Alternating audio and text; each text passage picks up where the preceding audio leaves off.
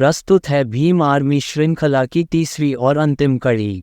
Bhim army की चंद्रशेखर और विनय रतन की रिहाई की मांग सिर्फ न्याय की पुकार नहीं थी, बल्कि दलित समुदाय के अधिकारों और सम्मान के प्रति उनकी अटूट प्रतिबद्धता का प्रतीक थी। वे समझ गए कि इन व्यक्तियों की गिरफ्तारी कोई अलग घटना नहीं थी, बल्कि भारत में दलितों के साथ होने वाले प्रणालीगत भेदभाव और उत्पीड़न का प्रतिबिंब थी। भीम आर्मी जानती थी कि उनकी लड़ाई सिर्फ इन दो व्यक्तियों की रिहाई के लिए नहीं है, बल्कि जाति आधारित भेदभाव और असमानता के खिलाफ बड़े संघर्ष के लिए है। उन्होंने माना कि चंद्रशेखर आज़ाद और विनय रतन की गिरफ्तारी उन गहरे पूर्वाग्रहों के बारे में जागरूकता बढ़ाने का एक महत्वपूर्ण क्षण था, जिनका सामना दलित समुदाय लगातार कर रहा है। भीम आर्मी समझ गई कि इन व्यक्तियों के लिए खड़े होकर वे उन हजारों दलितों के लिए खड़े हो रहे हैं जिन्हें बहुत लंबे समय से चुप करा दिया गया था और हाशिए पर रखा गया था। जाति आधारित भेदभाव के खिलाफ लड़ने का उनका दृढ़ संकल्प पूरे देश में गूंज उठा, दूसरों को उनके साथ जुड़ने के लिए प्रेरित किया और सभी के लिए अधिक समावेशी और समान समाज की मांग की। उन्होंने भाजपा के खिलाफ सहयोग करने और एकजुट नहीं होने के लिए मायावती की आलोचना की है।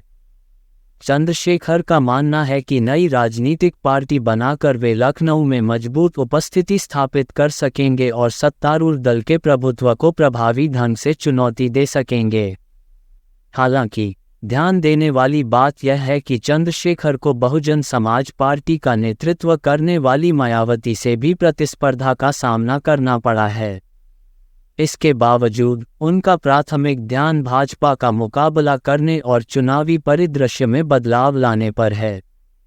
भाजपा का मुकाबला करने के लिए चंद्रशेखर का दृढ़ संकल्प उनके इस विश्वास से उपजा है कि उनकी नीतियों ने हाशिए पर रहने वाले समुदायों की जरूरतों और अधिकारों की उपेक्षा की है।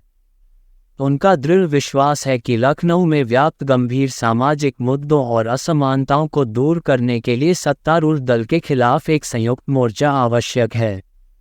एक नई राजनीतिक पार्टी बनाने में अपनी ऊर्जा लगाकर चंद्रशेखर का लक्ष्य एक ऐसा मंच बनाना है जो हाशिए पर पड़े लोगों की आवाज़ को प्राथमिकता दे और आगामी चुनावों में भाजपा के प्रभुत्व को चुनौती दे। उत्तर पूर्वी दिल्ली दंगों के दौरान सीएए समर्थक भाजपा समर्थकों और भीम आर्मी समर्थकों के बीच झड़पों ने दोनों समूहों के बीच गहरे विभाजन को उजागर किया। सीएए कानून का भीम आर्मी का विरोध उनके इस विश्वास से उपजा है कि यह हाशिए पर रहने वाले समुदायों, विशेषकर मुसलमानों के खिलाफ भेदभाव करता है। उनका तर्क है कि यह कानून भारतीय संविधान में निहित समानता और धर्मनिरपेक्षता के सिद्धांतों का उल्लंघन करता है। भीम आर्मी के नेतृत्व में विरोध प्रदर्शन का उद्देश्य इन चिंताओं के बारे में जागरूकता बढ़ाना और सीएए को रद्द करने की मांग करना था। इन प्रदर्शनों में सक्रिय रूप से भाग लेकर भीम आर्मी ने भारत के राजनीतिक परिदृश्य में भाजपा और अन्य दक्षिणपंथी हिंदू राष्ट्रवादी समूहों के प्रभुत्व को चुनौती देने की कोशिश की। भीम आर्मी का मानना है कि भाजपा का एजेंडा हिंदू केंद्रित विचारधारा को बढ़ावा देता है, जो अल्पसंख्यक समुदायों को हाशिए पर रखता है और दबाता है, और उनका विरोध इसका विरोध करने का एक तरीका था।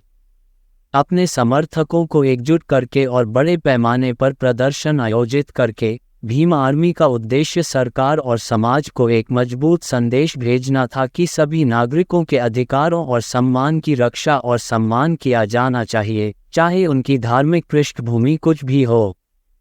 15 मार्च 2020 को आज़ाद समाज पार्टी का गठन चंद्रशेखर और उनके समर्थकों के लिए एक महत्वपूर्ण मोड़ साबित हुआ। विभिन्न राजनीतिक दलों के प्रभावशाली नेताओं के समर्थन से पार्टी को तत्काल ध्यान और समर्थन प्राप्त हुआ। अनुभवी राजनेताओं की यह आमद अपने साथ ज्ञान और विशेषज्ञता का खजाना लेकर आई, जिससे भीम आर्मी की राजनीतिक उपस्थिति और मजबूत हुई। जैसे ही पार्टी ने गति पकड़नी शुरू की, चंद्रशेखर ने अधिक समावेशी और समान समाज के लिए अपने दृष्टिकोण को रेखांकित करने में कोई समय बर्बाद नहीं किया। उन्होंने सामाजिक न्याय और हाशिए पर रहने वाले समुदायों, विशेषकर दलितों के सशक्तिकरण की आवश्यकता पर जोर दिया। चंद्रशेखर ने शिक्षा की शक्ति में दृढ़ता से विश्वास किया और दलित बच्चों के लिए बेहतर शैक्षिक अवसर प्रदान करने की दिशा में काम किया। उन्होंने सकारात्मक कार्रवाई नीतियों की भी वकालत की और गहराई तक व्याप्त जातिगत भेदभाव को दूर करने का प्रयास किया, जो अभी भी भारतीय समाज को त्रस्त कर रहा है। उनका दृष्टिकोण कई लोगों, विशेषकर युवाओं को प्रभावित करता था, जो सामाजिक परिवर्तन के लिए उनके दृढ़ संकल्प और जुनून से प्रेरित थे। आपने सुनी भीम आर्मी श्रृंखला की अंतिम कड़ी। धन्यवाद। आप देख रहे थे गॉड ब्लेस टीवी हिंदी। हमारे साथ जुड़ने के लिए सब्सक्राइब अवश्य करें।